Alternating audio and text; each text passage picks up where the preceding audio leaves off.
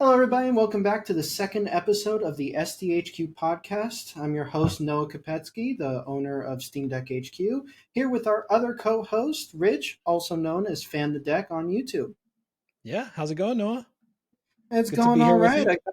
you. It's great to speak with you again.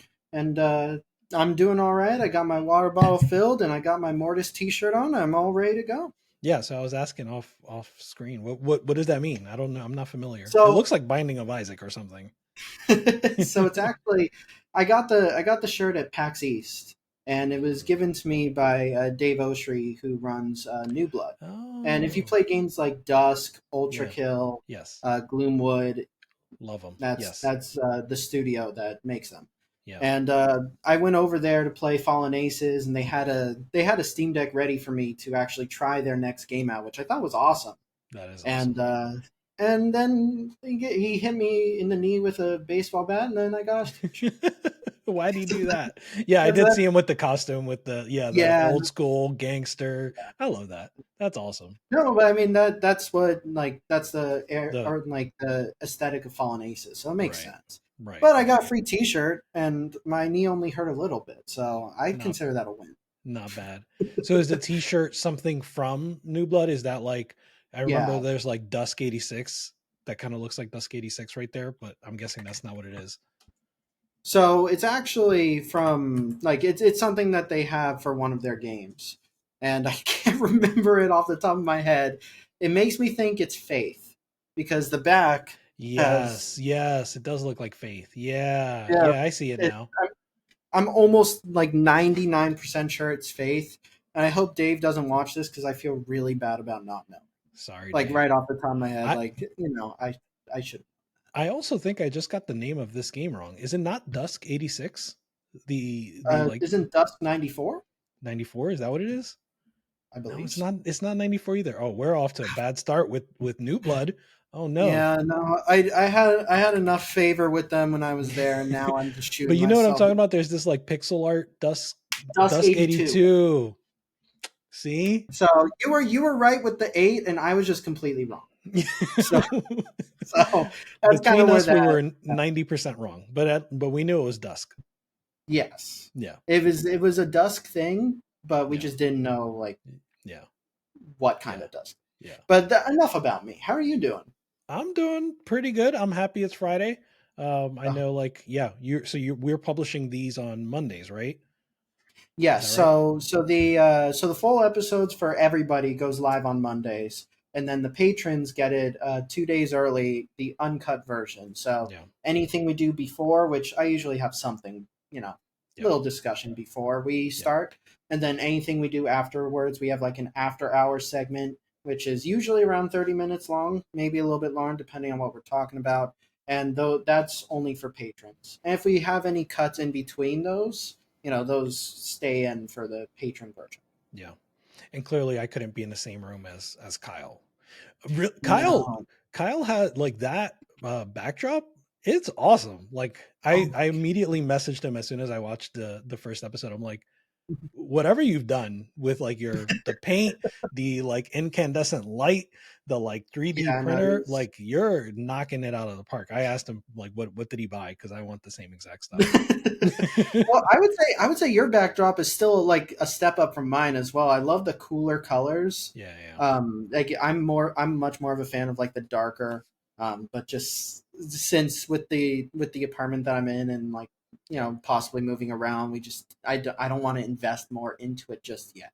Right. Because then it's going to be like, I want to get shelves because I have about 15 different devices just lying around this office, and I want to get a shelf behind because I think that would be really cool. It would be, with some like dark colored lights. Yeah. But I feel like as soon as I do that in like a month, I'm gonna have to take it all down, and we're gonna be moving. Yeah, we're gonna be moving to a new house or new apartment. Right. That was just something I haven't been ready to invest in yet. But I love your background though. I love the red and blue colors. It makes me think of a Switch. Yeah. It made me think of like the Joy-Cons. Yeah. And I it's something I play around with. I mean, I've kept the same colors now for a while. It's just easy, right? Red and blue. Yeah. But yeah, like we were saying before, like I just want to like incrementally improve. So when I saw Kyle's, I was like, yeah, I was inspired by that. So it's good Well, you stuff. know what? I might want to get some information from him as well, though. I am gonna be asking around to refine my audio quality since Yeah, I have gotten some comments about that, and I feel like that's something I could, easily improve. yeah. I have some mics to look into, and Bill, who runs Nerd Nest, which if you don't know about that podcast, I'm sure you do, but if you don't, watch it. Richard is on that one as well, Yep. and it's fantastic. Yeah. Can't recommend it enough. Yeah. I did But get comments when I shared this podcast, the SDHQ podcast episode 1, earlier mhm. today. I got a lot of comments. Well, not a lot. I got a comment. Big difference from a lot. Yeah, But but just I could feel other people resonating with this person. That like Nerd Nest is no longer like Steam Deck centric, right? Like we still talk about the Steam Deck, but it's not Steam Deck centric. And yeah, I definitely, based on the I guess spiel that you gave in the first episode, right? Like I definitely expect SDHQ to stay more Steam Deck centric.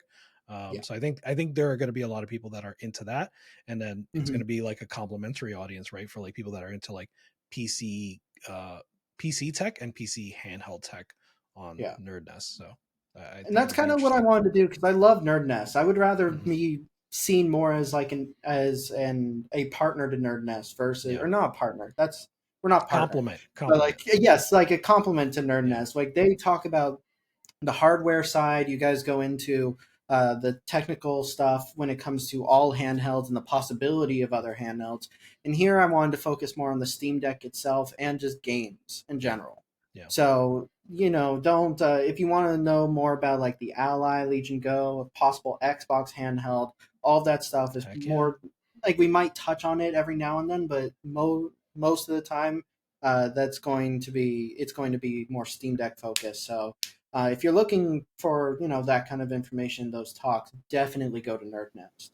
But if you want Steam Deck stuff, gaming, new developments within the industry, that kind of thing, and how that could, carry over to the Steam Deck, this is where you're going to want to be. For sure. Well, with that out of the way, what do you say we start getting into the topics we've got lined up? Yeah, let's get into it. So, Awesome. are you starting with games that have Steam Deck updates? I remember that Yes. from the first episode. Yes. So that's going to be a recurring topic on the show. Every episode will start off with games specifically that have updates that can relate to the Steam Deck. There weren't that many for this episode. There wasn't that many in the last week. We do have a couple, and it's nice to see, but there wasn't much. Mhm. So we'll start off with one of the ones that had more specific Steam Deck updates. It's going to be Salt 2, which is this pirate game.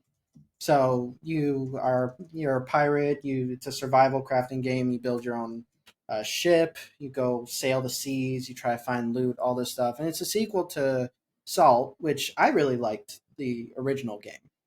And in this new update, there was an issue where the keyboard and mouse, if you attached it to the Steam Deck, they would just not work. Mm, And that it is now working. that's nice. So it's a small little thing, but in the update they also added a whole new sailboat that you can craft, some new items, club weapon, stamp options so you can kind of mark where you're going. Yeah. But the game itself, I haven't played the second one, which is really weird because I usually will play. I'm a sucker for survival games, Hmm. but um, that's really the only one that had like a specific. That's really the only game that had a very noticeable specific Steam Yeah. Deck improvement. I'm There were looking at other it little. now. I never played this game, but I'm looking at it, and just looking. You mentioned the first one too, right? And it looks like the reviews for the second one are so much like the first one was like mostly positive, so it was already pretty good. Mhm. But now the second one is like very positive, so much better than the Yeah, first one. So it no, seems like it's resonating with folks. it feels like a very big graphical overhaul too. For the most Nice. part, me remembering the original Salt, it was. I don't remember it being as vibrant as Salt 2 is. Yeah, Like just from the screenshots. that's amazing. The the only other like noticeable update, I mean, there's a small little oh god, shoot 'em up. It's a 2D fighter called Tastrion, is more compatible with Steam Deck and Proton. And I didn't write this down for our topics. I Yeah, just yeah. remembered it off the top of What's my the name? head. Tastrion. I really hope I'm saying that right. I'm like, how do But you spell that?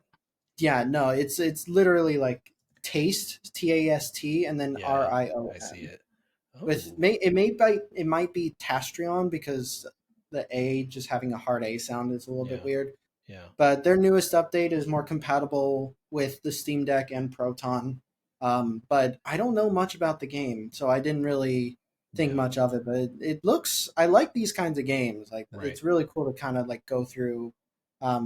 It makes me think of Ikaruga.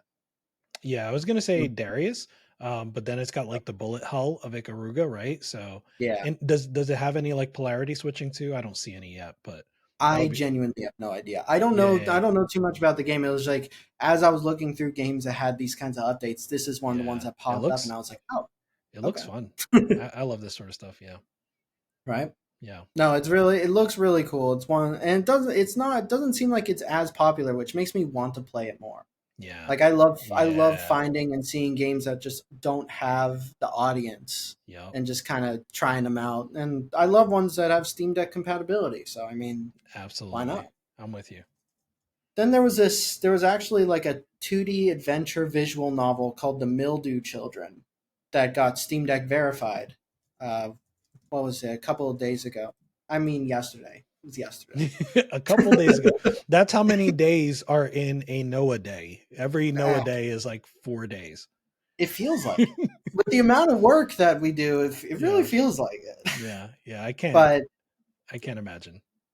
well, no, I mean you have just as much work. It's just on a different playing field. Like you have a full time job and you're cranking out these videos. Like it's Yeah, definitely right, you're right. definitely doing your share of the work. It's just all the Yeah, work I like you do said, is it's all different. writing and gaming. Yeah, Yeah, but you do just as much work. yeah. Fair enough. Um, but yeah, the Mildew Children looks really interesting. I love the art style for Yeah, this is pretty. I like it. that. Like if I love this kind of art style, so it's really cool to see. And I don't think they have any specific fixes for the Steam Deck, but it's verified, Yeah, so that's great. that's really cool. Yeah, I'll probably include that in our Steam Deck verified playable highlights for next month or next very week. cool. Other than that, Death of a Wish, which honestly is a game that I don't talk about enough, and I really need to, Hmm. is getting a Linux port. You know, it already Yeah, runs really well on the Steam Deck, but it's really cool seeing it actually getting a port for Linux, like yeah, natively. Um, but it's like this 2D open world fighter. It's more of an RPG, but the style is all very hand drawn.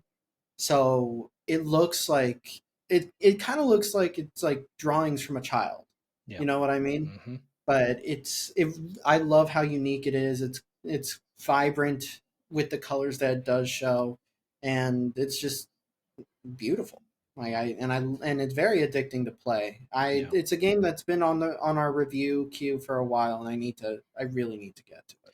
Yeah, so I wanted to mention this one, right? Because, or once I saw it on your list, I was like, yeah, I was excited because this developer, Me Less Than Three, um, Mhm. they made a previous game that at least visually looks very much the same, and I think it's basically a Yeah. sequel, right?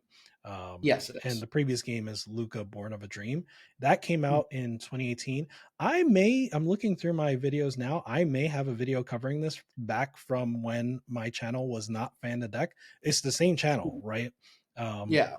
so I have older videos where I covered indie games in 2017, 2018. I'm pretty sure Luca was one of them because I know I got the key during that time. Yeah. Um, but that game was amazing and one of the most like just when you were talking about before like games that are under the radar, this Mhm. game was severely under the radar, like punching way above Mhm. its weight in terms of quality and things like that. It has a little bit of like from like an atmosphere story perspective, has a little Mhm. bit of like a Persona vibe. So if you haven't played it yet, I think you're gonna really like it. Um, Mhm. if they're that similar, right? Like I played Luca. I haven't played the new one. I haven't bought it yet, but I'm gonna buy it today because I'm really interested in it. But yeah, so I think you'll enjoy it. I think other people will enjoy it. I was hoping that this basically another at bat for this person, right? Because when this came out in 2018, certainly we were playing indies, but it's just I feel like now is a more fruitful time, especially with the Steam Deck, to release an indie like this one. So I was really hoping that this is sort of another at bat for him to get a wider audience. I think it's the perfect opportunity, and I actually met the developer when I went to GDC in March. So nice. We actually met at what was it? It was Day of the Devs. So okay, he was showing off his game. Super nice, really wonderful. He remembered who I was too, because we talked a little bit on X. And you know, he was like looking out for me. He recognized me. He came up and like introduced himself. Super nice. That's awesome. And yeah, no, I mean it's a really really great game and definitely worth the money. And I don't think I've played Luca yet, so that's something that I actually am going to do. I don't think I own it, so I'm gonna while you buy Death of a Wish, I'm gonna go buy Luca. Deal. You got it. You got it. We're a team. Yeah, exactly. Like yeah. And then, other than that, you actually brought up Hellblade 2's PC requirements that got, I guess, released. It was today, wasn't it? It was. And, you know, to be fair, I don't think these are going to be Steam Deck friendly specs, but I wanted to get your thoughts on them, right? So it says minimum, right? Low at 1080p. So already we're, I mean, like that's good, right? Like if it can do low at 1080p, if presumably then it could do on this same hardware even better at 720p 800p. Yeah. But the problem is the hardware is, you know, GTX 1070, a Intel i5 8400, and the RAM doesn't seem too bad. But yeah, those are the big ones. So I'm looking at it now. I'm actually a little bit more optimistic after looking at this, Nice. since they are showing off what the minimum specs are if you're playing at 1080p, right? Which theoretically means that you know it could be a little bit lower if you try to go for 720p. Yeah. But the thing that makes me a little bit more confident, other than that, is actually at the bottom where it says the higher frame rates or resolutions can be achieved with the use of DLSS 3, FSR 3, or XeSS 1.3. Yeah. Which means one, they're including all these, but two, it means that these specs probably don't reflect what those resolutions and frame rates could be while using them. Yeah, that's true. So that makes me actually a bit more confident that at least at 30 frames per second, it will be playable. Right. If we're getting to 30 frames, 800p, we're using FSR, we have a chance of actually playing this game on the Steam Deck. I'm rolling. So I am becoming more of a proponent of XeSS over FSR. You mentioned that to me. Yeah. Yes, and that's something we could go into depth about in another episode, since that is a whole discussion. Yeah. But 1.3 is a huge boost in terms of both quality and performance of like just how the upscaler works. Like I would say it's on par with performance of FSR3 or FSR in general. Yeah. And the quality is much better. So same performance, but like just the image quality, it looks better to you. Yeah. So if you're going to choose FSR or XeSS, as long as it's 1.3, I'm starting to feel like that's a better idea, or a better choice, as long as it's 1.3, because it changes something that reduces the overhead of what XeSS has to do, and it increases how it performs. Now, I've heard FSR 3.1 is going to have a jump like that, so it could be back to FSR with 3.1, but as of right now, XeSS is kind of winning it out for me. All right. The biggest worry I have, though, with Hellblade 2 is actually the RAM usage. So 16 gigabytes of RAM doesn't sound bad, but it also wants 6 gigabytes of VRAM. Yeah, and that's going to be a killer. So like we could do the UMA buffer and turn it to like 4 or even 6 at this point if it's like the minimum is going to be 6. Hopefully it's reduced a little bit since we're going down to 720 or 800p. Yeah. But it's still going to be pretty wild. I could see it being playable if you change that buffer and use like cryo utilities. But it's still something that I would say I'm a little bit worried about. Yeah. Because we've seen that as a problem with like No Rest for the Wicked, where their RAM usage is causing crashes. Yeah. And Hellblade 2 is a big game. So hopefully with FSR and putting the resolution down, it'll help it out a little bit. Yeah. But I feel like it's going to be one of those that needs the buffer change and the and cryo utilities. Yeah. So Noah, you're like me, right? Like you primarily play on the Steam Deck. Yes. Is that true? Yes. Okay. Yes. So I actually have a desktop PC that I just haven't set back up yet. Okay. So I use my desktop for like this, right? For streaming and recording. I occasionally use it for gaming, but I very rarely, right? Like I'm almost 100% on the Steam Deck. So if this game isn't compatible, like with if it's not really playable on the Steam Deck, what option are you going for? Are you going to stream it, local stream it, or cloud stream it? What do you think? So that one is like I believe Hellblade 2 is going to be on Game Pass, so more than likely we could use xCloud for it. So that's an option. But I might do the same thing I did with Dragon's Dogma 2, where I played it mostly on one of my more powerful INEO devices. Ooh, and it worked really well there. I'm not a big fan of streaming. I like the idea, I like the concept, but I just don't think the technology is there yet. For it to be such a good option, because I can feel the latency, even just the slice bit, and just if it gets too much, then the quality starts to drop a little bit and it gets pixelated, and I'm just not a fan of that. Yeah, that's fair. So I tend to avoid it, but I do have more powerful devices. Like the one that we're recording this on is actually the iNeo Mini PC. The AMO2, which is the one that they modeled after the SNES. Mm-hmm. I love it. Like I was actually shocked that I could play Returnal at 30 frames per second on it. Like that blew my mind. Yeah. Because no handheld can do that right now. Right. So I really liked being able to do that. Yeah. But most likely I would probably try doing something along those lines, like using the iNeo. I use the iNeo Kun because it has a much bigger battery and you can really push like 54 TDP. But that's probably what I'll end up doing if Hellblade 2 just can't be configured to run well on the Steam Deck. Are you? I'll leave it at this, but I'm curious. Are you running Windows on the Kun or? Yeah, I have not changed it though.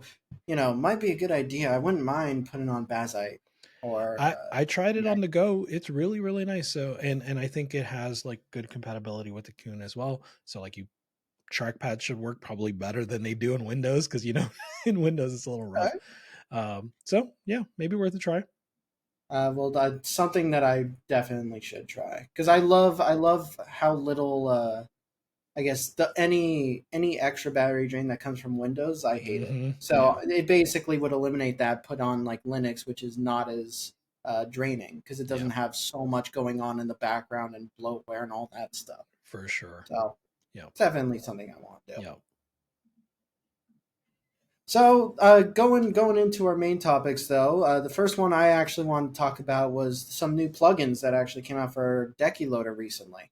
And there was a big one that we wrote a whole guide on how to set up, and it's probably one of the more popular articles that we've released in the last month. Nice. But Junk Store is the one that we primarily wrote about, and it's basically another way to access your Epic games on the Steam Deck in like a clean and friendly way that's similar to like the Steam Deck library. It's really, I would say it's easier to do now. The developer just released a patch that fixes the Epic login issue where you had to kind of circumvent it. So now you can do everything without having to go to desktop mode, which is wonderful. Yeah.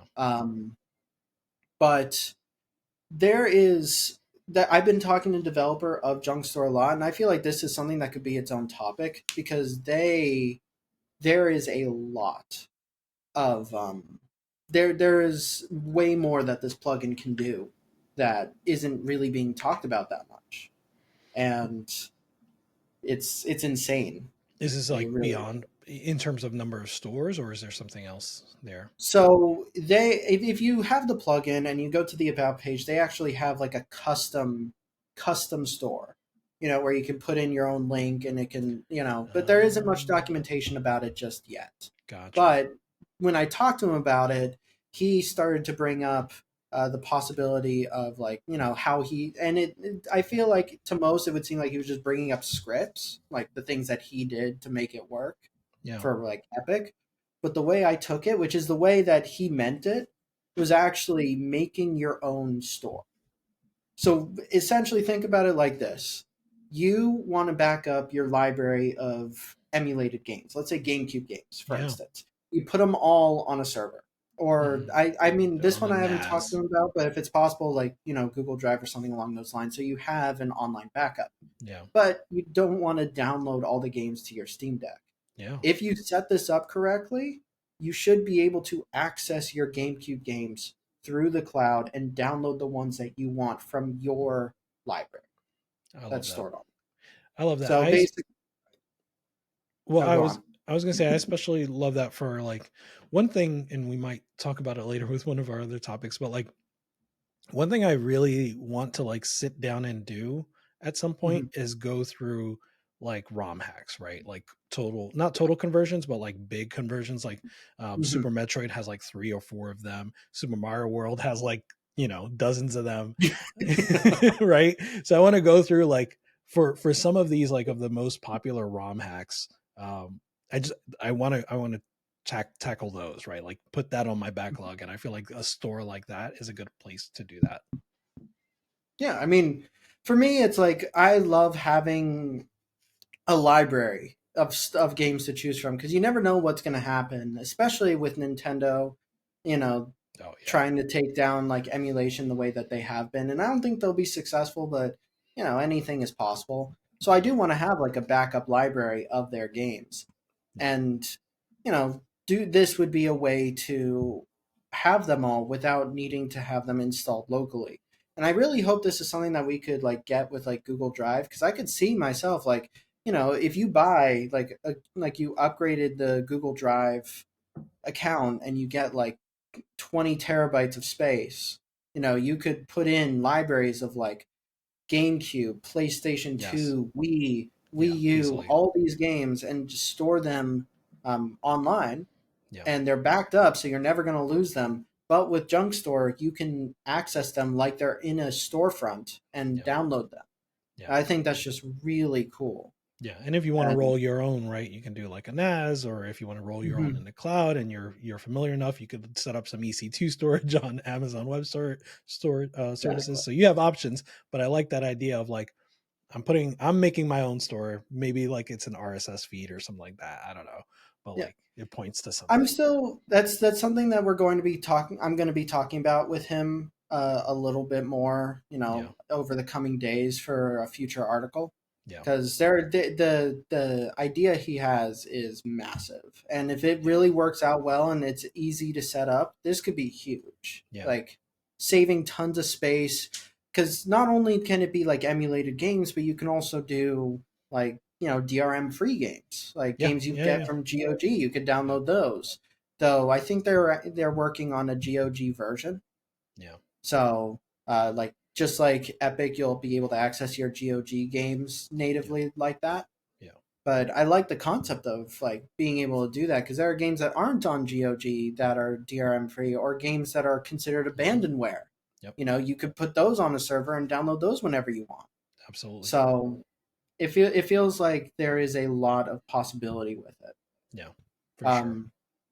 And then, piggybacking off of that, we have the plugin for non-Steam launchers, which was my favorite way actually to install the third-party stores because it would just set it up for you and add the stores and set it up with a custom controller configuration, and you'd be on your way. and they would also install the latest Proton GE. But with the plugin, I believe you can do all of that now from game mode, so you don't have to go to desktop mode to get all of that set up. Yeah, and in your experience, like these are. Not to pit them against each other, but like you're probably picking one or the other, right? So like EmuDeck and RetroDeck, you're probably picking one solution for yourself. Yeah. Is that true? Yeah. I mean, I would say yes, just to make things easier. I mean, you can pick multiple solutions Right. for different things. Like, that's something I did with the next topic that I'll go into. Yeah. But for the most part, to make things easier, I would just pick one versus the other. But it depends on what it is you're looking for exactly. Like, Yeah. with third party launchers, you have stuff like Heroic, which is good for Epic, GOG, and Amazon. And then you have Lutris, which has their own versions of like BattleNet and Ubisoft Connect. And then non-Steam launchers just installs the Windows versions of all of those, but sets it up with Proton. Yeah. So it's like it depends on what you're looking for. I like what non-Steam launchers does because with a specific setting, you can actually put all of them into their own prefixes. And Lutris can do that too, but I found non-Steam launchers just be much easier to set up. Yeah. Yeah. I think I, I started with Heroic, right? Like that's where I started. It was at the time, it was pretty much either Lutris or Heroic, and Heroic was just so much more approachable for me. Yeah. And to be fair, Lutris has gotten a lot more approachable since that time, right? But Heroic was so approachable for me, and then it has some of those like epic features, and like they have worked hard on keeping or extending that functionality, right? Like I think it's cloud saves, things like that. So I think it's does Epic have cloud saves as well through Heroic, or is it just GOG? Because I know GOG does. No, you're right. It's GOG. Yes.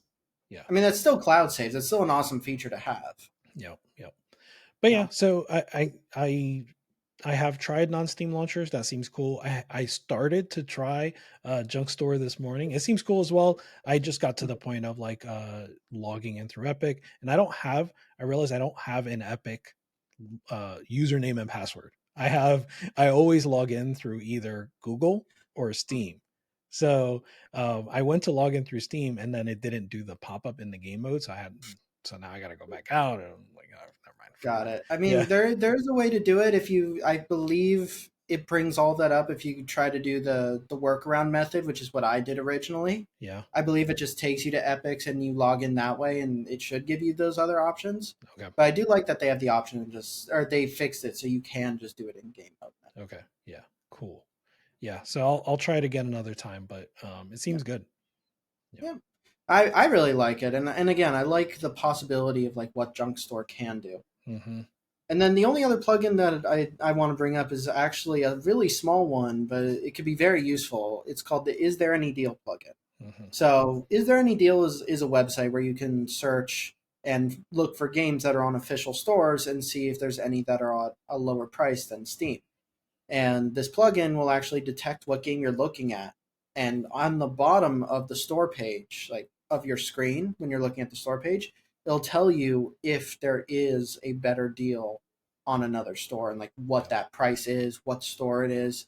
And last I checked, they have a USD and Euro currencies. I don't know if they have others yet, but I thought that was just a really nice way to just kind of tell, like, if you could be getting a better deal outside for a Steam copy of whatever game you're looking at. Absolutely.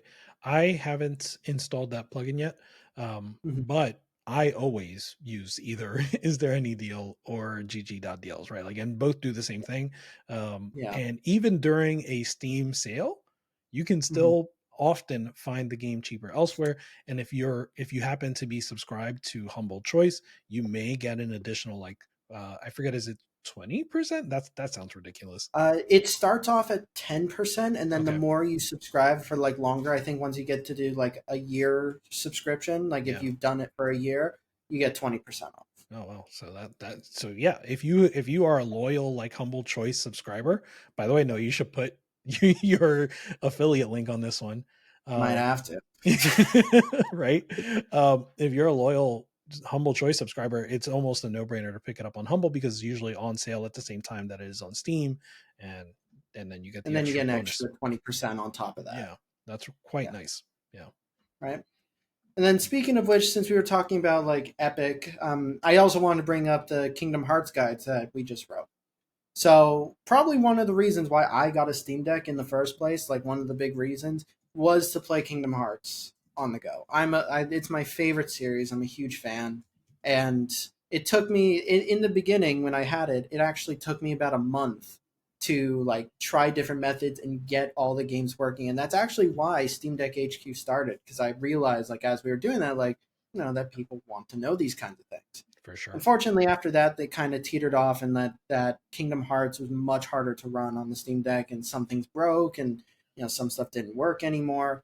So recently, when we did the junk store article, people asked about Kingdom Hearts because one of my pictures showing off junk store was showing Kingdom Hearts. So we created 2 guides that goes over the 2 different methods to get Kingdom Hearts running on the Steam Deck, every single game in the series. Amazing. So starting at 1.5 and 2.5, doing 2.8 with both Dream Drop Distance and Fragmentary Passage. And then we have Kingdom Hearts 3 and Melody of Memory. And the half of 2.8, so Fragmentary Passage, Kingdom Hearts 3 and Melody of Memory, use a different method to get them working than the other, like 1.5 and 2.5 and Dream Drop Distance. And it's a weird one. It's a weird one to run because some of the cutscenes just don't work. Like if there's FMVs in the game, they just are not compatible with the Steam Deck, and it sucks because that means people are missing out on chunks of the game. But the main game does work. I actually just tested a way that I was shown to actually fix some of those, and it did seem to fix a majority of them for like, what was it, for 358 over 2 days, and Recoded, which are all just cutscenes. It seemed to have fixed those, but oddly enough, there is no image. It's just audio. So I need to do some more testing and see if there's a way to get around that. And it doesn't fix all of them either. It's a weird one how they structured their cutscenes, their FMVs for the first games in the series. Also weird. Why is it not on Steam yet? I know. How long has it been? It's been years. Yeah. Like it's been years, and I don't think it's going to come to Steam. I want Apparently it to. not. I would easily rebuy it if it came to Steam. It would be like a day one purchase for me. Please swear. If you just please find some way to do it. Yeah. I don't think they can, because I think the only reason Kingdom Hearts is on PC is because of Epic. Like it's a publishing deal, like they helped publish it to some degree. Something like that, or they like gave them some funding or made some deal with them to publish it on Epic only. And it's a shame because it would be amazing to have them on Steam. Yeah. But I don't think it's going to happen. Yeah. Fair enough. So should we talk about this private Take-Two layoffs? Yeah, no, this is actually something I saw recently, and it was just heartbreaking. Yeah, so Take-Two is laying off. I don't know if it's all the folks, but at least a good amount of. Well, they're shutting down Roll7 and Intercept Games, and then Private Division is the one that has layoffs going on, and it's a little unclear like who's who on Steam. But either way, like these are the type of titles that were published, right? Like it's like Roller Drome, No Rest for the Wicked, Kerbal, right? Like Kerbal Space Program. So like these are not small, they're not unsuccessful studios by any means. And then like the No Rest for the Wicked, not the same publisher, but this is the studio that did Ori, right? Like the Ori games. So like Moon Studio, right? So clearly they have a pedigree in working with Private Division to publish this game. And Private Division, they seem to be one of the publishing houses that like makes good picks like these games, right? So it's unclear to me. Well, it's like everything else, right? Like what happened here, where they're closing these 2 studios and then shutting down this or having layoffs for this publisher. But like you said, it's really disappointing and discouraging to say the least. I think the thing that kind of worries me the most is, one, this is Take-Two. They're a huge huge company. Mm-hmm. On top of that, they're still making a ton of money. They're about to release GTA 6 soon, which is going to make them so much more money. So much. And they've reported, if I remember correctly, they've reported profits. So I don't understand why they're laying off these studios. Like, maybe I could understand Kerbal, because that one, like, Kerbal's a big game, but like, I Kerbal don't think 2 Kerbal didn't have Space the Program success. 2 didn't find the same success as the original. Yeah. But Roll 7, Roller Drum was amazing. It won awards. It was like a highly regarded game and sold well. And then you have 100%. like Ollie Ollie World and all these other great games that came from the studio and still just getting shut down. Yeah. And then Private Division is a wonderful publisher too. Like you said, I mean, they are working with Moon Studios for No Rest for the Wicked, and it's selling well. Yeah. And they've got some bangers that they've released too. Like, I really like Penny's Big Breakaway. Oh yeah. That was actually one of my favorites from them. Yeah. And that was from the people that made Sonic that was from Mania. the people that made Sonic Mania. Yep. So it's really weird seeing them, shut anything down. I mean, they are crushing it in my mind. Yeah. You know what I mean? So like, it's just one of the things I bring up all the time is that like there's these like waves, right? Like these, like EA sucked for so long that like everyone just has it in their mind that they just always will suck. And to be fair, they're not amazing now, but they're a lot better than they were. Like they release more single player games. A lot of those are good. Right, like things like that. They have like Knockout City, which didn't have like they had to shut down, but not those devs made it like what's the word? They preserved it, right, where you could have server and stuff. Anyway, so my point is, Take-Two right now for like the last 5 years have been the pits as far as I'm concerned, right? Like I don't know what they're doing, and this definitely kind of rides alongside that because like you said, these are indie studios and publishing houses that seem to be doing pretty well. I know that like you said, they're profitable, right? Like Take-Two is profitable, but I know that right now things are rough for getting publishing deals, things like that, like money is tight. But this doesn't make any sense to me personally, and I would think that with GTA 6 coming out, like GTA 6 is the powerhouse, but you need the smaller games to like sort of support that too, right? Like I don't know, you just need that like diversity, right? Like so when the big game, not GTA 6, but inevitably some big game from Take-Two is not going to land the way they expect it to, you have to have sort of these smaller investments that help you balance that out, I think. So I don't know. We'll see. No, it kind of gave me I don't know what the direction of the industry is kind of heading to right now. It's a very weird one. It's very similar. Like I saw a report as well, and I haven't verified this, but there was a report that Square Enix was actually shutting down their HD 2D games that they were making and kind of just investing in their AAA ones. I love their HD 2D games. Now, I remember seeing this, and don't quote me on it because I'm not 100% sure, but it kind of follows the path that in the trend we're starting to see with these. Like they're like Take-Two is shutting down two like great studios that had great games, especially Roll 7, and then Private Division, they're cutting it back a lot, even though they're releasing these critically acclaimed games. Or like just these amazing games. Not all of them are critically acclaimed, but they have some amazing games. So it's just to me, it seems backwards, especially when they're still making money and they're going to be releasing GTA 6 soon, which is almost a guarantee to make an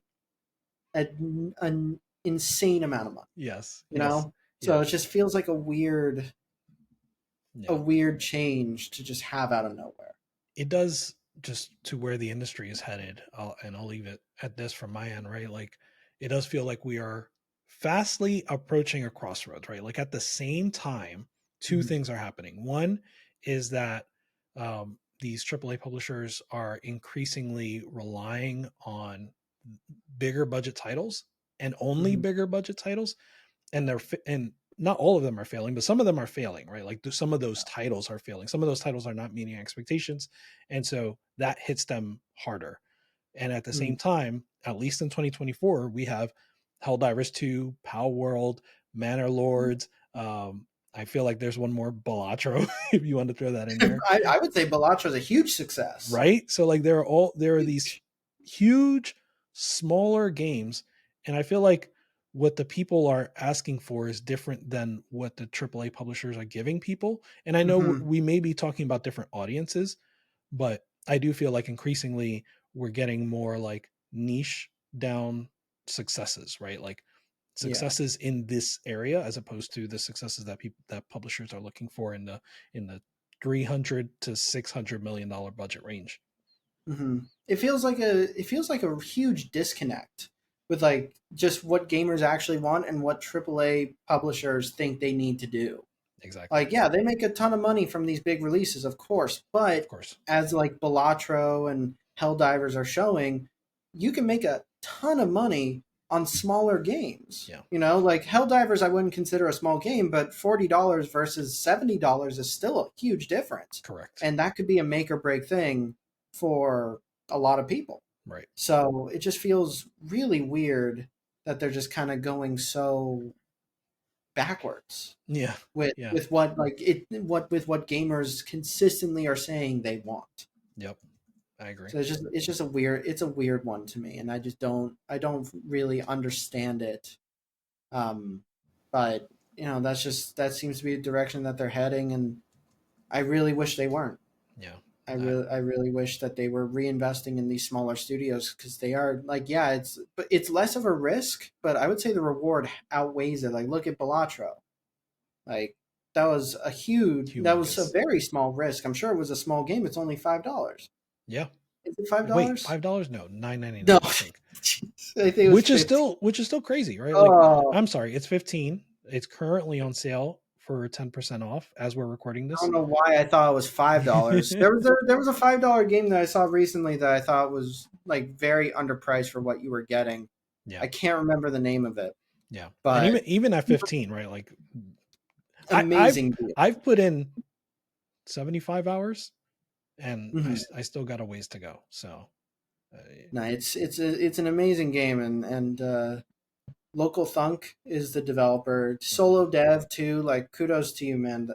Amazing work. Yeah, for sure.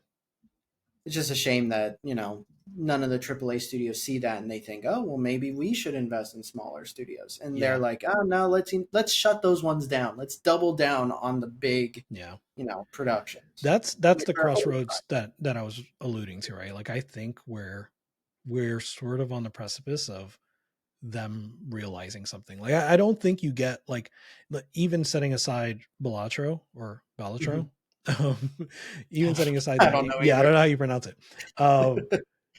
Just focusing not on the indies, but those mid tiers like Helldivers, right? Like Helldivers 2. Yeah. I don't know how you see as Take-Two, as the CEO of Take-Two, CEO of EA or Ubisoft, you see Helldivers 2 and you're not like, how do I recreate that success? Which has been the problem, right? Like, they keep trying to recreate something else, but either way, I don't see how you see that game and aren't like, how do I release a $40 to $50 game that just resonates with hundreds of thousands of players? Well, millions, right? But like hundreds of thousands of players concurrently.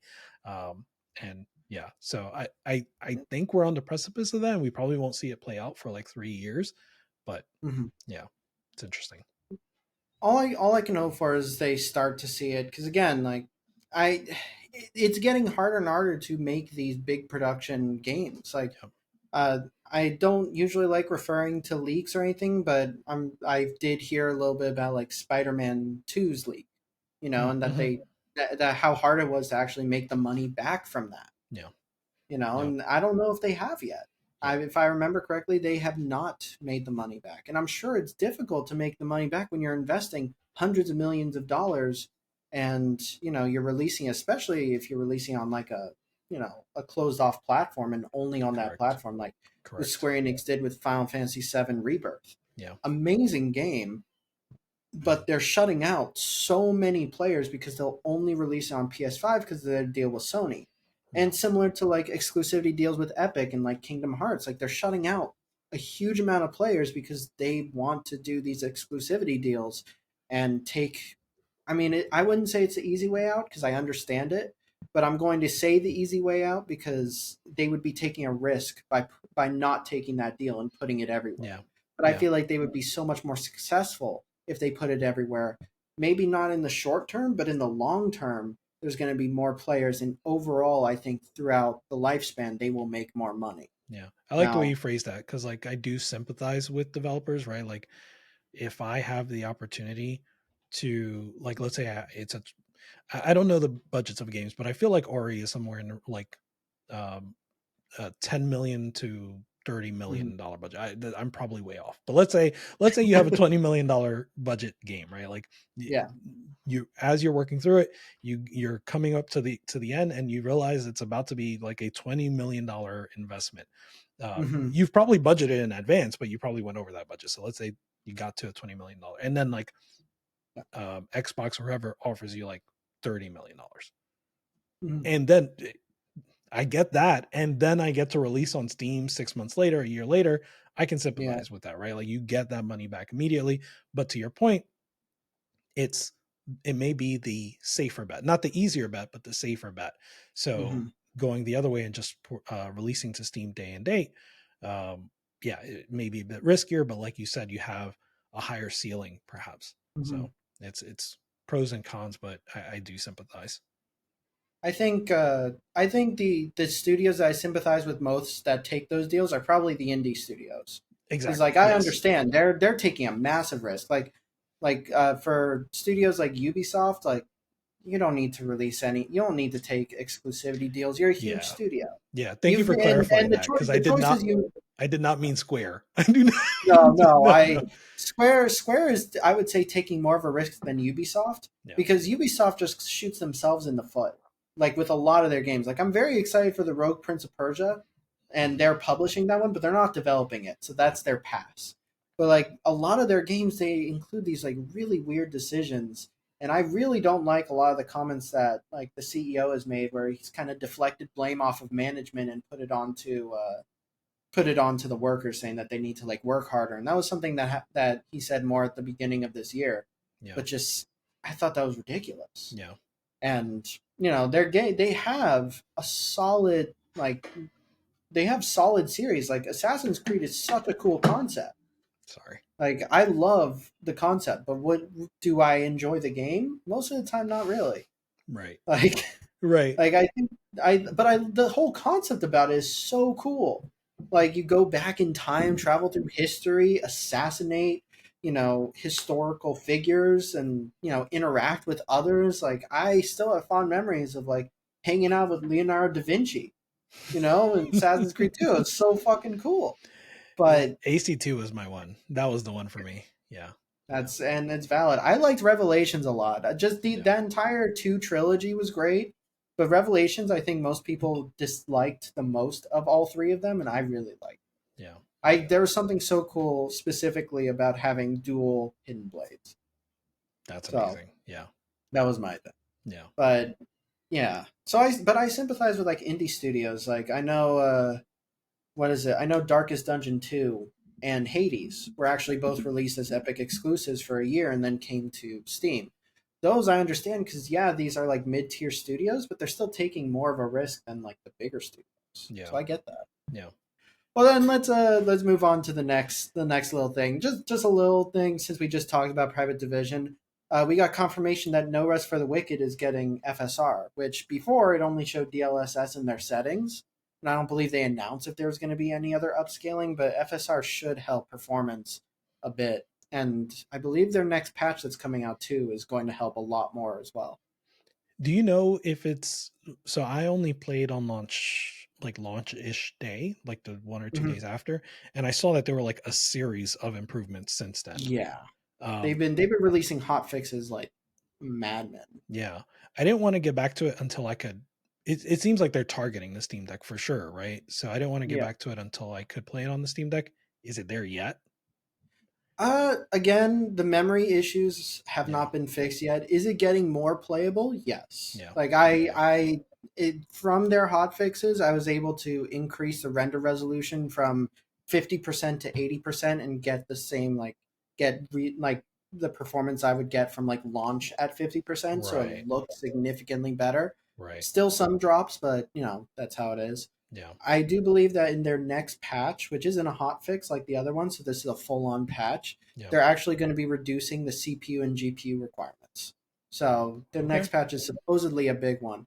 I don't know if they're doing much with memory, which I would say is the biggest issue they have right now, because that causes crashes. But I am really happy to see that they're publishing all these patches to like get things out. And am I right in that sentiment too, that they seem like they're thinking about the Steam Deck even if it's not quite there yet? Okay. Yeah, no, they definitely are. I mean, whenever I've talked to them, they are very excited about like being able to play it on the go. And even before release, they had that Twitter post showing it running on a Steam Deck and an Ally. Yeah. So I think they really care about getting it to where it needs to be, and I'd be willing to bet that's why they're including FSR. Yeah. Like that's, or at least a big reason, because you can't use DLSS on the Steam Deck. Yeah, and to be fair, it's gorgeous, right? Like it looks really nice. Oh, love the visuals. Mm-hmm. Those as far as I remember, I haven't gone through the cutscenes, but those cutscenes are probably the worst for frame rate.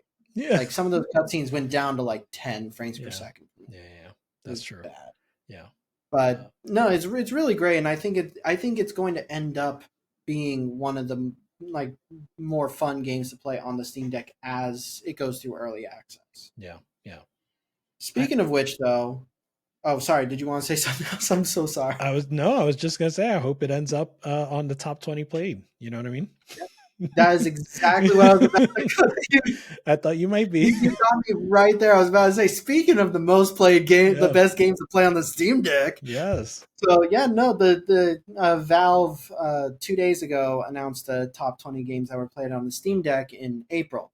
And I'm not really surprised to see Fallout 4 and Fallout 76 so high, but I am really happy to see New Vegas and 3 get on there. So all the newest Fallout games are on there. Yeah. And we still have Stardew Valley still at the top, which I'm not surprised by because of the 1.6 update. Balatro's still super high up. Let's go, Balatro. I would actually say, yeah, no, it's right. Yeah. I really would have loved to see like the Hades 2 technical test show up there. Even though it's a technical test, it'd be so cool to just see it appear there because it's amazing. Yeah. I didn't get access to Hades 2, so I think that's what happened, right? No, yeah. Let me double check because I didn't apply. I didn't do it quickly. Like I did it like the next day, just because things happen. I get it. But I think that's basically it, right? Like if you didn't get in there in the first couple hours, you didn't get access. At least that's my experience so far. I went for it through requesting access, but then I actually did Keymailer as well. Good, yeah. It's because they have a thing on Keymailer, and I was one of the first ones that got in. Like I was in the first wave, which I thought was insane. Like I can't believe that I actually got in the first wave. I mean, if people are not giving keys to or giving access to Steam Deck HQ, then they're doing the wrong thing. Because you've got the not definitive settings, but you're always there with everything out there, so they should be hooking you up. No, and I mean I really appreciate it. Like and it's amazing. Like I hate that they didn't put in more content because I want to keep playing. Like, I really hate that they did. Yeah. But of the games on the list, I'm actually the most shocked about Helldivers 2 still being so high up. Like it's a great game, don't get me wrong, but it is not great on the Steam Deck. Yeah. That is surprising. I think interestingly, right? Like, and there's probably more to talk about with the top 20, but I think interestingly, the player base is starting to decline now. I know that they had that patch last week. I haven't played Helldivers 2. I want to, but it's just it's hard to play social games for me sometimes. Yeah, I know. It's insane. I'm shocked that you haven't played it yet, though. I know. Like at all. Like even I've played it and I've got so many games to constantly play. I know. Yeah, it's that I want to play it with friends and then I never like organize that. I never coordinate that. Yeah. So that's what I need to do. That's on me.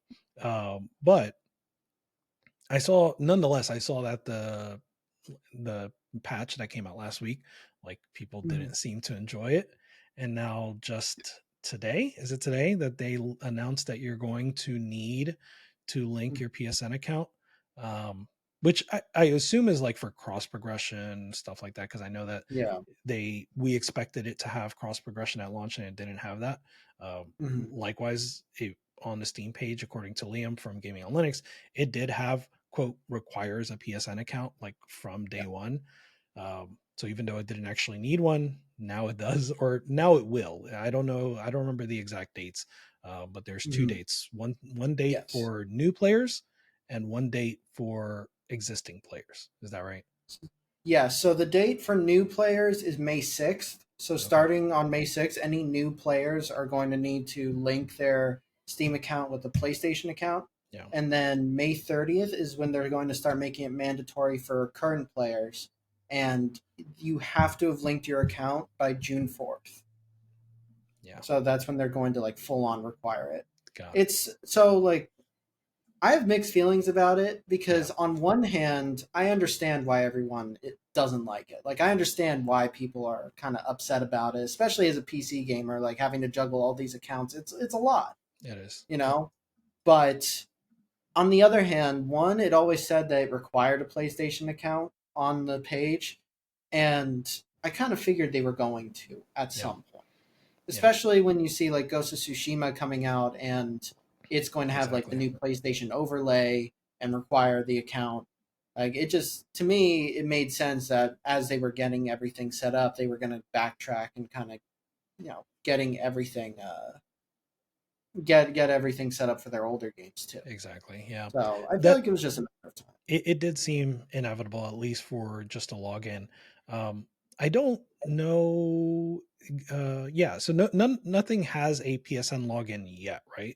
Even the No. things that do have an external login, they're like Epic Online Services, right? So I hope, because we don't know yet. I hope that they have. So honestly, Epic Online Services is pretty seamless for me. I know that like Yeah. sometimes for Dead Island, it will like it needs to do updates, so it's going to do the updates, and that may be like I don't know cumbersome for some. But the Mhm. actual login process, if I log into Epic Online Services once, it's already linked to my Steam account, right? So the next Yeah. game that does Epic Online Services is just like, do you want to? And I say yes. I never have to enter a password, refresh my credentials. It's just those accounts are linked. So I hope that for PlayStation it's the same. It seems Mhm. like they really care about convenience. They really care about the PC audience.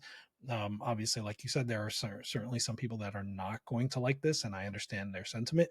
But if they approach it from like consumer first perspective and have that as a convenient login, I'll be okay with it personally.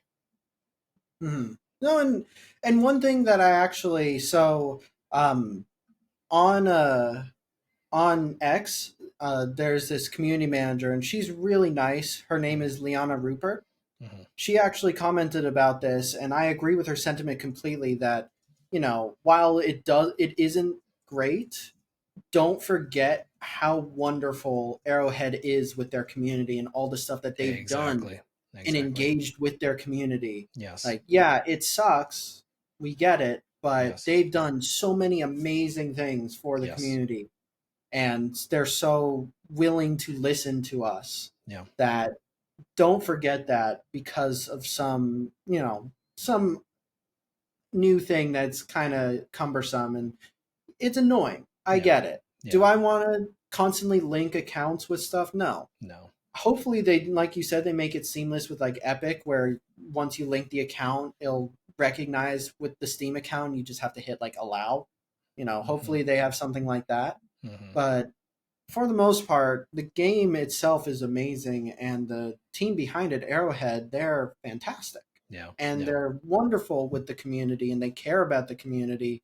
So don't I I agree. I do agree that don't forget that Yeah. when it comes to the game itself. Yeah. They care about the people playing it. Yeah, this sucks, but the only reason the game is made at all is probably because PlayStation's publishing it and Yeah. this was something that they had to agree to and it's fine because especially if they bring like the overlay. I love the PlayStation trophy system. That's one of my favorite like Yeah. achievement systems in consoles. Yeah. Yeah. That's the So thing. I'm a little bit, I guess you could say biased, right? Like I have a place, I've had every PlayStation, right? So yeah. even though I am increasingly less of a console player, I've barely really fired up the PlayStation. Like I had a good, let's say year, right, where I played uh, Returnal, Ratchet and Clank, Sackboy, and there were like one or two more games, right? Like I went hard on it. But since then, everything has been coming to PC, so I'm willing to wait, that sort of thing. But nonetheless, I'm in the PlayStation ecosystem, right? So for me, I already have a PlayStation account. It doesn't hurt me to log into it. I think they did hurt themselves with what was said in that linking update where it says account linking plays a critical role in protecting our players and upholding the values of safety and security provided on PlayStation and PlayStation Studios games. So yeah, they set themselves a target with that phrasing. It's wasn't the greatest way to say it. Like I feel like they should have just been on, just say, look, this is what we agreed to, this is what we got to do. Yeah, you know, because I don't think it really is about like the safety, and no, I don't think so. I highly doubt it's a safety issue, especially in a game that's PvE. Like I could maybe understand if it was like a PvP game where you were fighting off against other players, but it's all about playing with your friends. Like what kind of griefing are they going to do, or anyone could do, that actually reduces your ability to enjoy the game? Because you're still playing. Like the most someone can do to grief is just not contribute. Yeah. This is pure fan fiction, what I'm about to say, but I just want to get your take on it. What if they were doing this and then they removed what's the anti-cheat that they have? That's really it's GS something. I'm gonna look right now because I know exactly what you're talking about. I had a whole issue with it when I first started up the game. Just the first time starting it up. Yes. I think it's GS Game World. Oh, and Protect Game Guard. There you go. Yeah. GS. There was a game and there were letters, and you got that far. So yes, there's games, there's letters. I was almost there. You want to know what I was talking about? I'm pretty sure I'm talking about the studio GSC Game World, who does the Stalker series. Oh, I gotcha. So as you can see, today's not my day for getting studio. But and Protect Game Guard. Yes. Yeah. Okay. Again, pure fan fiction. I'm just making this up. It would be nice, or it would buy them some more goodwill again, perhaps, if that was half of their reasoning, right? Like we're introducing this and we're going to remove Game Guard. That would go a long way. I think if they replaced it with a anti-cheat that's more accessible, like I think that's perfectly fine. Like if they took that out and they went to EAC or Easy Anti-Cheat, that would be wonderful. I don't think they're going to do that. It sucks, but I mean, look, it's a great game, and the studio behind it really cares about the community and their people. And I think it's important to remember that, even though this is sucky, but at least like the company cares, and they show that constantly. There's such thing as buying goodwill, right? Like not buying it as in paying off customers, but in if you want to pay me off, Arrowhead, feel free. Look, should we ask about their sponsoring this? right. But yeah, like some studios clearly care about their player, and Arrowhead does seem like one of those. So I agree. Well, hopefully they can come out of this. I think they will, because again, they're an amazing studio. Like I think they're going to come out of it all right. Yeah. Meanwhile, what's that? Go ahead. I was gonna say, meanwhile, though, I can't play any games at all. That's right. You have a fun little you have a fun little issue. Yeah, that's an exaggeration. I can play games now. But for an hour yesterday, while I didn't know what was going on, I could not play games. So Proton 9 came out of beta, right? Which awesome kudos to Valve. Proton is still just like, it's kind of mind-boggling that it exists, right? Right? It's kind of insane. It's insane that they were able to create something so seamless just to make games work on Linux. Yeah. So Proton 9 came out of beta. And I guess what happens is when you first have it, when it first releases out of beta, when you're trying to when you're trying to play a game on your Steam Deck, it's trying to install that latest Proton and use that to run your game.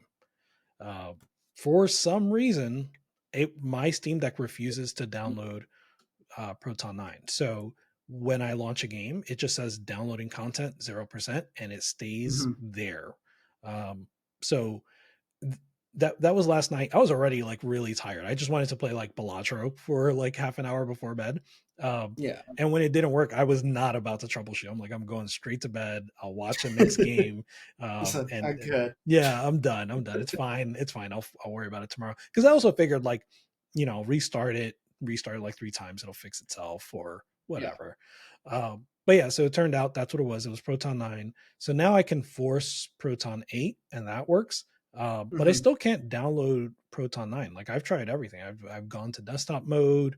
I've changed, whether I'm on stable, beta, preview. I've done everything as far as I know. There's probably like a way in desktop mode to install it outside of Steam. So that's probably what I'm going to have to try. But from within Steam, I can't install Proton 9 on that Steam Deck. I have other Steam Decks where it works just fine, and other people seem to be experiencing the it's same a weird thing. one. Like I've been seeing more posts about it recently, especially in the last like 2 days, because I think it released yesterday. Yes. And it's Proton 9.0-1. And on my Steam Deck, when it came out, downloaded perfectly. Like I didn't have any issues. It just worked. Yeah. So I thought it was a little bit weird that just that so many people are reporting that it just doesn't install. And you showed it to me. You held up the Steam Deck. I could see it. It's downloading content 0%. Yeah. And it's just, I'm not sure.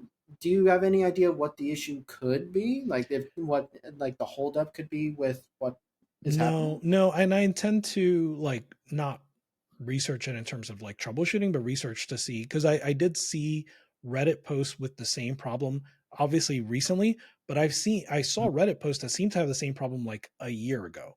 So this is something that seems to have happened in the past. So I'm going to look into that and see, what happened in those instances. But I suspect that like at this point, enough people have seen the issue that like Valve is aware. We're probably going to see a tweet at like 12 a.m. tonight. Like we've now fixed the Proton issue, right? Like you've seen those tweets from Pierre Lou, where he's like fixing things like on Friday at like 12 a.m. Well, that's why I have his messages. I have them with the bell. Like I get notified whenever he's on. That's actually how I found out before, because I have emails with GitHub, so they will email me whenever Proton is updated. Yeah. I saw his tweet or his post before GitHub emailed me, so I was like halfway through writing the article, and GitHub was like, "Oh, guess what release?" I'm like, "I'm already on it." I got it. Don't worry about it. He'll just post about it. I love that he does it though. Yeah, me too. And again, like you said, great job, Valve. Kudos to Valve for getting out Proton 9 out of beta. Like, good job. But it's weird. It's a weird issue. I don't think I've encountered it, and if I have, there was just I think I would just back out and restart the download and it would work. So it was never something where it just could not get past 0. Yeah, it's a strange one, but like I said, I expect them to fix it.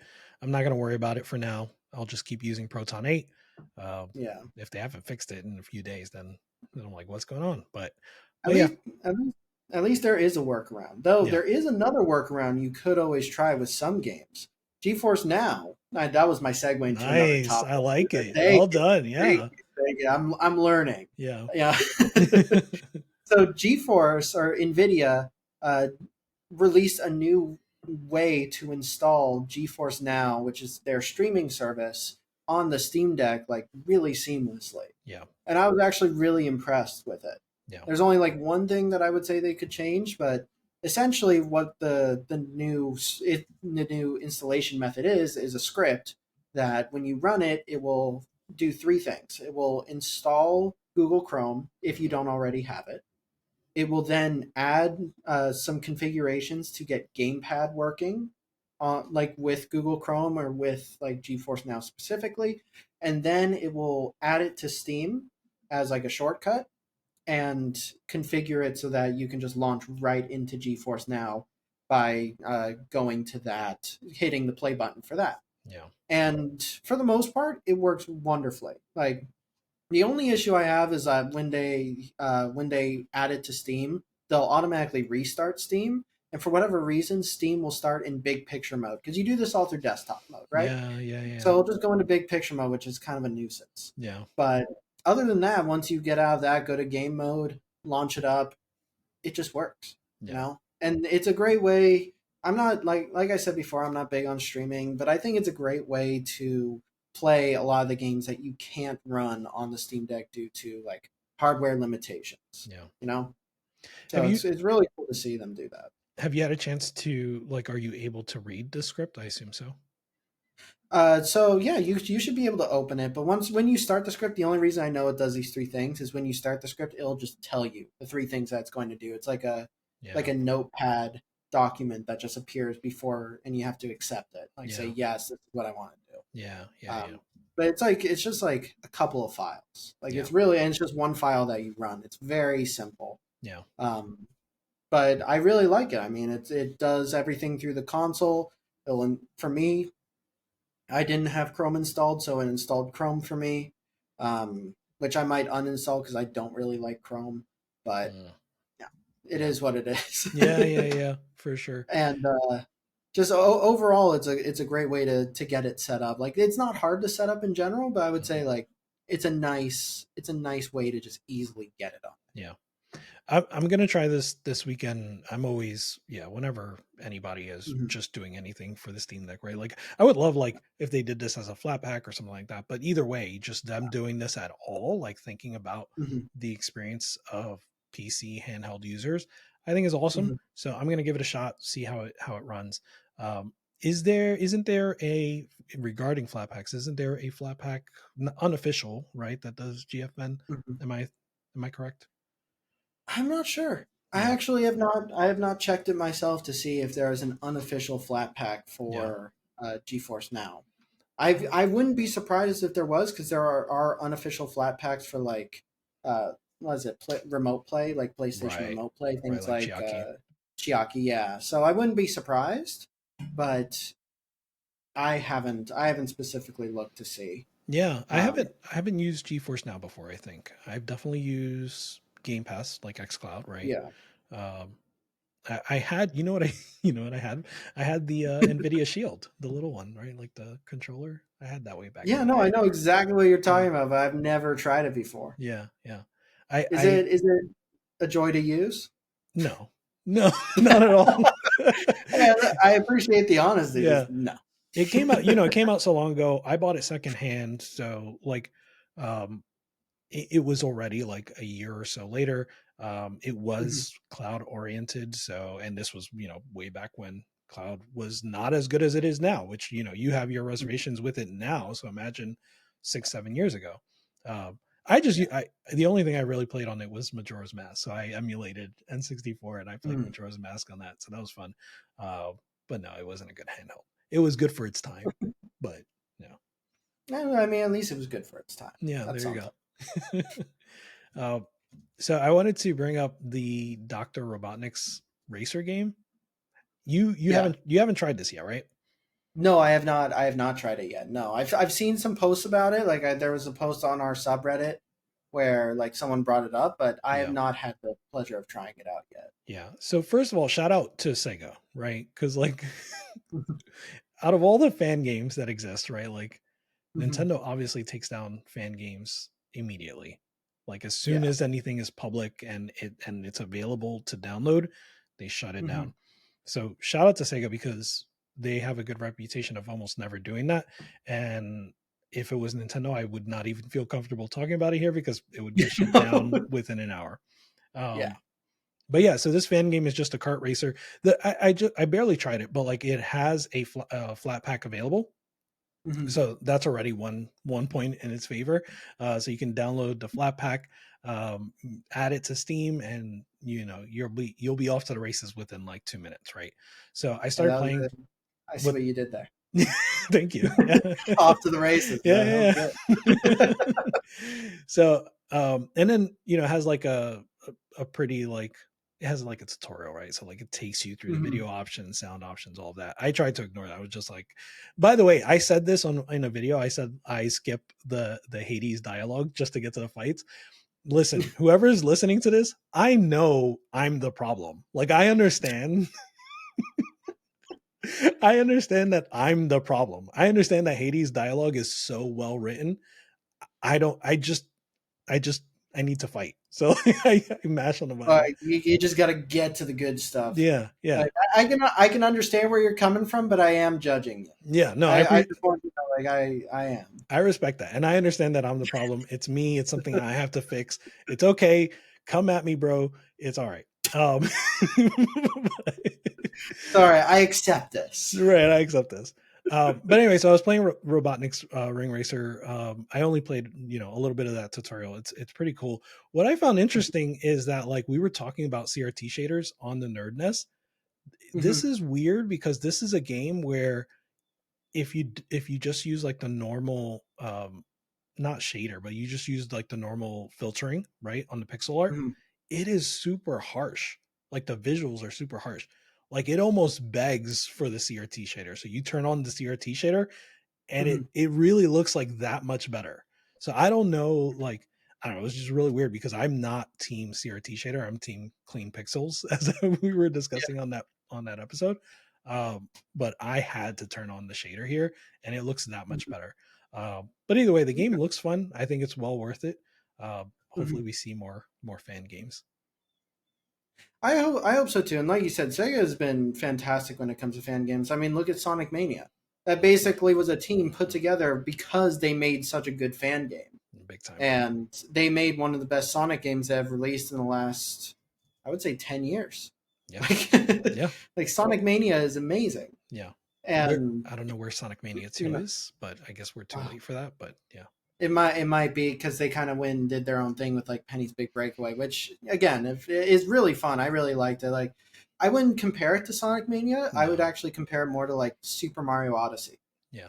Like with how the gameplay actually goes. Yeah. But like I like that they were kind of doing their own thing. Yeah. And yeah, I don't think there's gonna be a Sonic Mania 2, but I do like Sega.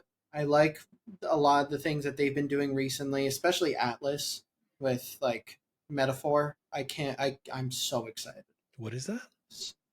Metaphor ReFantazio? Oh, yeah. Please tell me I'm saying it correctly. No, you are. I have a blind spot when it comes to JRPG, right? Yeah, it's a JRPG. It's same team that does same team that does Persona. Yeah. I love some JRPGs like Persona games, but it's hard to keep up with all of them. That's valid. I mean, just this month. I mean, I enjoy JRPGs a lot. I'm a big fan of like very big story driven games. So like, was it Aiden Chronicle 100 Heroes was a fun one that I played recently. And that one looks like those HD 2D games, right? It I would say it's similarly styled to that because it's like pixel characters on a like fully like 3D detailed background. And I really like what they were going. Like if you enjoyed like Suikoden 2, like you'll really enjoy like Aiden Chronicle because it's the same director, I believe. Nice. And it's a really fun game. But I'm very excited for Metaphor because Persona is like one of the best series. I'm also very excited for Shin Megami Tensei 5 coming to Steam as well. Yep. So that one I'm very much looking forward to because it was a Switch exclusive and now they're moving over to Steam with the re-release essentially similar to like when from Persona 5 went to Persona 5 Royal. So they're doing SMT5 to SMT5 Vengeance, which has more story content and all this other stuff. But I'm excited to see how it's going to run on Steam Deck because if it's something that has been optimized to run on the Switch, then the Steam Deck, it should be a breeze. 100%. You know?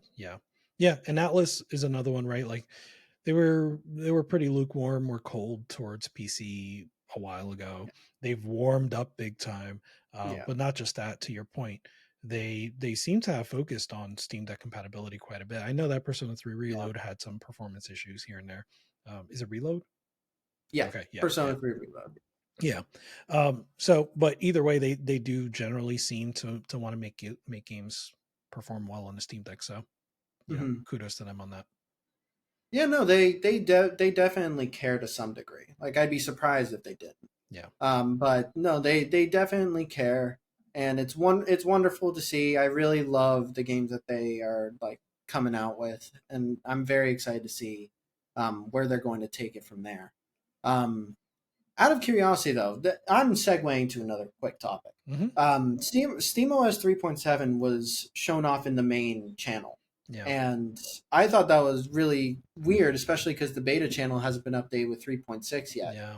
But I don't actually know too much about any of the updates or changes from 3.6 to 3.7 or even 3.5 to 3.6. Yeah. Like I do believe there's a driver update, a Mesa driver update, but as far as I know, like I'm not sure what else they changed. Yeah, so we don't know anything yet about 3.7, right?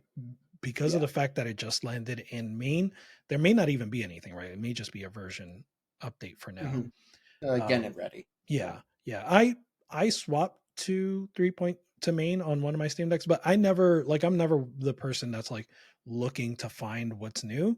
I'll just wait for like people that look at the Git commits and stuff like that. So, but 3.5 to 3.6, we know a little bit about.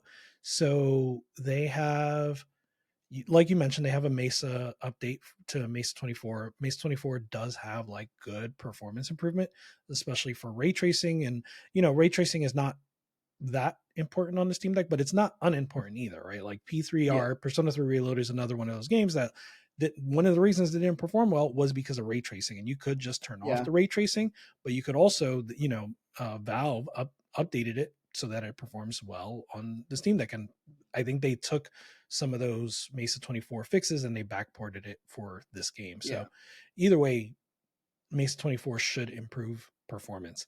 They also have apparently like the way they're doing memory swapping is different. So they put more of a priority on ZRAM versus swap files. I did a little bit of an explanation, but basically it's ZRAM is taking what's in memory and compressing it and then storing it back in memory, right? And swap files are taking what's in memory and now moving it to virtual memory, so moving it to your disk. And you can do like a combination of both, or you can set a priority for one or the other. And it seems like in 3.6, they're setting a priority for ZRAM over swap files. I don't know if any of that has changed. I don't know if it's using both. I don't know what performance looks like, but that does seem like a change. And then there is a tool for correcting the mirror effect. So some people have like a mesh, it looks like a mesh filter on their OLEDs, where, maybe if you're looking at it really close, it doesn't look as nice or smooth or whatever. So there's apparently this tool in 3.6 that corrects for that.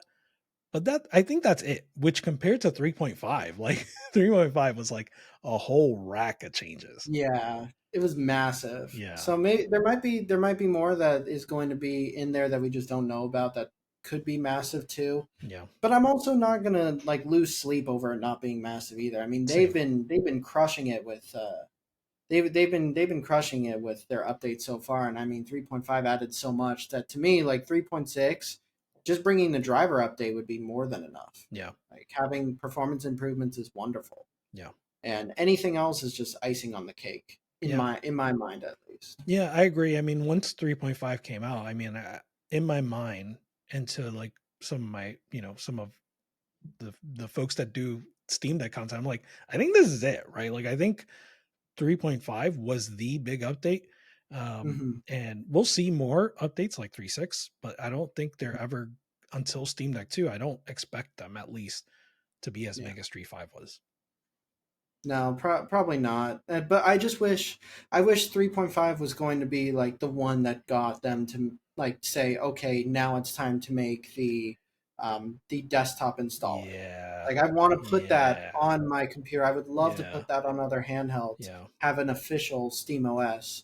Yeah. But they haven't done it yet. I think those are the two things, like you said, they need to pivot to now, is that, and dual boot for the Steam Deck, official dual boot support. There are ways to get around the dual boot. I know, like Deck Wizard, he created a tool where dual booting is significantly easier, and it's great. And like I think if you need to have dual boot or like you don't want to wait, like that's a great alternative. Agreed. I do wish that there was like native dual booting that Valve added in. I wish they would do that. Yeah. But like, I understand they have so much on their plate. They do. Like, I would love to see this stuff, but I'm also not going to cry that they haven't done it. Yeah, you look like you're crying. I don't know what you're talking about. It's just a little bit, but I didn't think the camera would catch it. Yeah, I agree. I'm not going to lose sleep over it. I've quote unquote called them out it before, and it's just that they said they're going to work on it, and so I would like to quote unquote hold them accountable, right? Like I think I think there's that, right? Like they said they're going to work on it. Obviously they have a lot to work on in general, but they also have tons of money, right? So like you say you would do it, I would like for you to do it, but I'm also not going to be like upset that you take a little bit longer. Yeah, I get it. There are so many other things. Yeah, but I would love to see more updates for like the drivers, like the Mesa driver. If that improves performance so much, I wish they would include that in like a smaller SteamOS update that happens sooner versus waiting so long. Like, if there's some really massive performance improvements with the new Mesa driver, like I wish they would just put that out in a smaller version. Yeah. Like they would include it in like a extension to 3.5, like 3.5.20. Like I would love for them to do that so we don't have to wait to experience those improvements. I understand that like they want to do like a big bunch to justify a version number from 0.5 to 0.6, and I get that. I just wish like for things that could benefit users immediately right now in like a performance way, at least it was something they did something a little bit quicker. Yeah, I could see that. That makes sense. Well, either way, I think that's going to be the end for this episode. We talked about a lot, and it was a pleasure having you on, man. It was a pleasure being on. Thank you. Yeah, it's my pleasure. Yeah. And just for some clarification, I know I just said it was a pleasure having him on. Richard is a co-host of this podcast. He is not a guest, so you're going to be seeing a lot more of him in the coming weeks, episodes, however you want. Unless you start spamming ban Richard in the comments, then I think that would mean you have to be on every episode. Oh, okay, and you're going to do some solo episodes like intermittently. You're going to do just give him more Richard. Yeah. Yeah, more Richard. Yeah. Either way, man, it was a pleasure talking to you, and thank you for being here. Yeah, always good to chat, man. And thank you guys for watching again. If you do want to see the uncut version and watch these podcasts early or these episodes early, go ahead and subscribe to our Patreon. The episodes that include Richard are also going to be available early on his Patreon. So if you're subscribed to him, you're going to get the episodes that include him early as well. Awesome. And thank you guys for watching, and we'll see you guys next week. Thanks, guys.